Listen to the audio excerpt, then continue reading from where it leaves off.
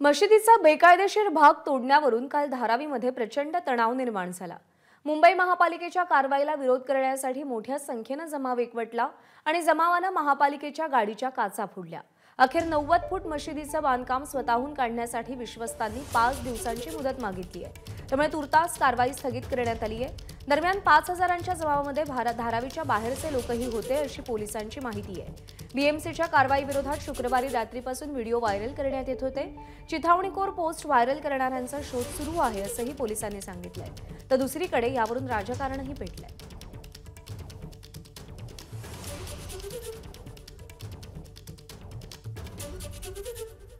आज देखील टीम त्या ठिकाणी गेली होती। त्यावेळेस त्यांनी सांगितलंय की पुढच्या 4-5 दिवसात आम्हीच ते अतिक्रमण काढतो। त्यामुळे ती टीम त्या ठिकाणून परत आलेली आहे।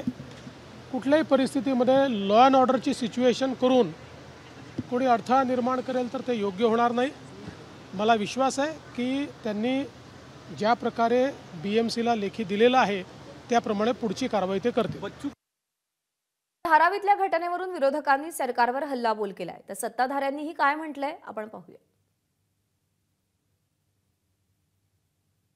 खरी गोष्ट म्हणजे हे आहे की महाराष्ट्रामध्ये कुठे ना कुठे या सरकारला दंगल घडवायची आहे, वातावरण टेन्स्ड करायचं आहे। त्याचा थेट संबंध जे आहे ते राजनीतीशी आहे आणि याच्यामध्ये भारतीय जनता पार्टी, एकनाथ शिंदे साहेब आणि अजित पवार साहेब हे तिघांना माहीत आहे की महाराष्ट्रामध्ये त्यांची परिस्थिती खूप बिकट झालेली आहे। स्पेसिफिक काही एखाद्या नेत्याच्या निर्देशानुसार अशा पद्धतीनं कारवाई होत असताना, अशी रिॲक्शन येत असताना असा तणाव सरकारलाच अपेक्षित आहे। कारण मागच्या घटना पण बघितल्या, नाशिकच्या असेल, अन्य असेल, तर सरकार पुरस्कृतच अशा पद्धतीनं जातीयवाद निर्माण करण्याचा प्रयत्न होतोय। धारावीमध्ये जिहादी मानसिकतेचं उत्तम प्रदर्शन आज तिकडच्या जिहाद्यांनी केलेलं आहे। तेव्हा तिकडच्या जिहाद्यांनी आज ते अतिक्रमण तोडायला दिलं नाही आणि त्याचबरोबर मुंबई महापालिकेच्या गाड्या पण फोडल्या। ही जी काय अरेरावी आणि ही जी काय दादागिरी आहे त्यांनी त्यांच्या पाकिस्तान आणि बांगलादेशमध्ये जाऊन दाखवावी। उद्धव ठाकरे आणि राहुल गांधींच्या नेत्यांना तर चेतावणी देतो, आज धारावीत दंगल कोणी घडवून आणायचा प्रयत्न केलाय। अनधिकृत मस्जिद लँड ग्रॅब करायचा आणि पाडायला गेले तर ह्याच्या मागे कोण आहे?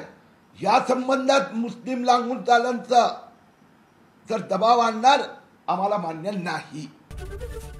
एबीपी माझा, उघडा डोळे बघा नीट।